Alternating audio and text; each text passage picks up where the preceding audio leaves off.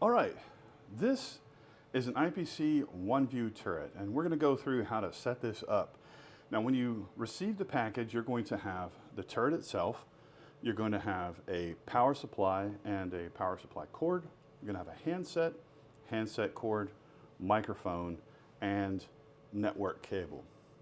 So, the first thing we're going to do is we're going to turn this guy around, and we're going to look at the back of the turret.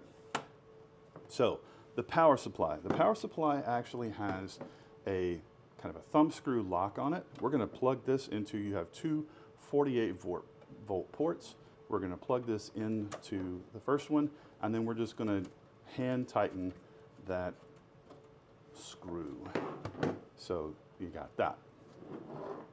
The next thing we're going to do is we're going to plug in the handset. Now, the handset cord has two different length ends on it. You see, this one is a little bit longer. They've actually gone to the trouble of labeling that turret. So this is the side that goes in the turret, and we're going to put that in to one of these two jacks here. Now you've got your right and your left. This is a matter of personal preference. Most people use the left side, so that's what we're going to put in right now. And then on the handset itself, it's a very simple sort of a 6-pin design. It's going to go into the handset. It only goes in one way, so that's easy. But you want to make sure you plug that in until you hear that click. On the back of this is a permanent mute toggle, and then there's also a push to cut or push to mute button as well. So you have two different ways of affecting how your handset works. The microphone. So the microphone is held on by a couple of screws, little thumb screws, and there are three different places where you can actually attach that. You've got some brass screws there, and brass screws there. The jack itself, there are two different places where microphones can be plugged in. You see a microphone 1 and a microphone 2. We're just going to plug this into microphone 1, and then I think we're going to select the top brass connectors there. So when we unfurl the microphone, we want to make sure that you don't trap this underneath when you're screwing it down, but we're going to just line this up on the screw holes, and again, just thumb tight.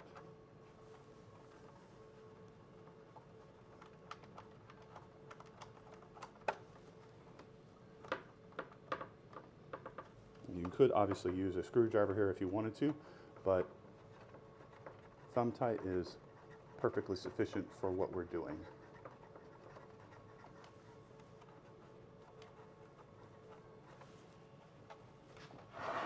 So we've got that attached.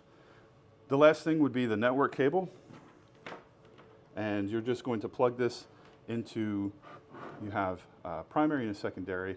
We're going to be using the primary.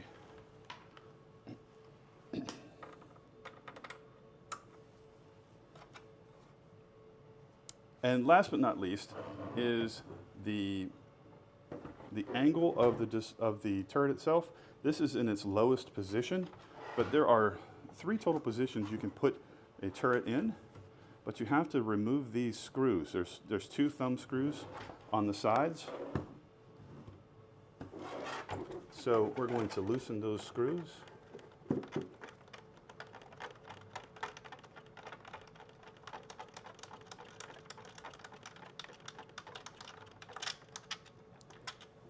You just pull them completely out.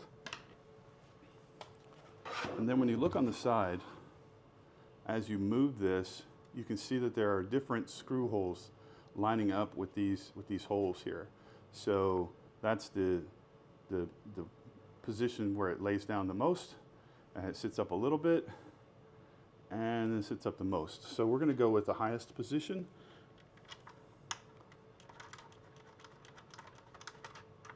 And you want to make sure that you line these up with the correct screw holes on both sides. You don't want to try tweaking the chassis.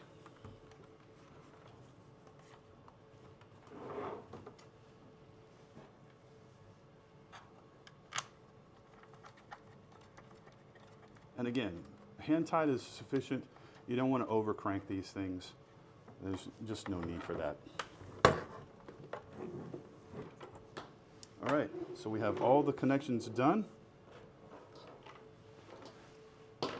Last thing you want to do is plug in the power cord to the power and plug that into your power source, and your turret will begin booting up. That's it. That's all there is to it. Happy turreting.